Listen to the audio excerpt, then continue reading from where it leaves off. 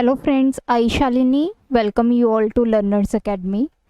आज के इस वीडियो में हम डिस्कस करेंगे नेक्स्ट ग्रुप जो कि है मूव। इस ग्रुप में आपको 3 ऑप्शंस मिलेंगी। एक है move, second is rules and third one is one note. जैसे कि इसके नाम से ही इंडिकेट हो रहा है, मूव मतलब आप कोई भी अपने ईमेल मैसेज को किसी और जगह पे मूव कर सकते हैं। तो आज की इस वीडियो में मैं फर्स्ट ऑप्शन डिस्कस करूँगी, दैट इज़ मूव। जैसे कि इसका नाम है मूव, आपने एक आइटम जो है मतलब अपना एक ईमेल जो है मैसेज, उसको एक जगह से दूसरी जगह पे कॉपी करना है। तो हमारे पास वेरियस ऑप्शंस यहाँ पे खुल जाती हैं। जैसे कि ये मेल मैंने सिलेक्ट की हुई है और मैंने मूव पे क्लिक किया, तो अब आप देख सकते हैं कि आपके पास नंबर ऑफ़ ऑप्शंस अवेलेबल हो चुकी हैं।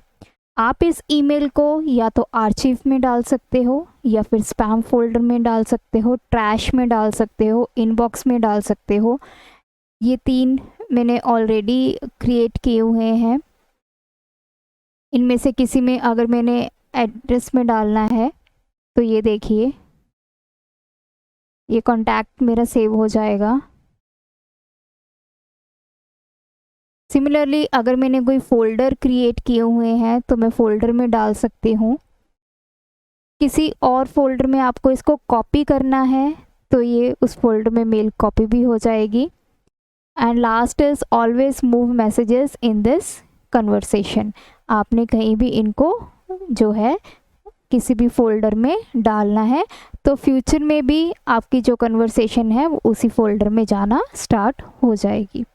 तो इस तरह से आप अपनी एक ईमेल को कहीं भी और फोल्डर में मूव करवा सकते हैं।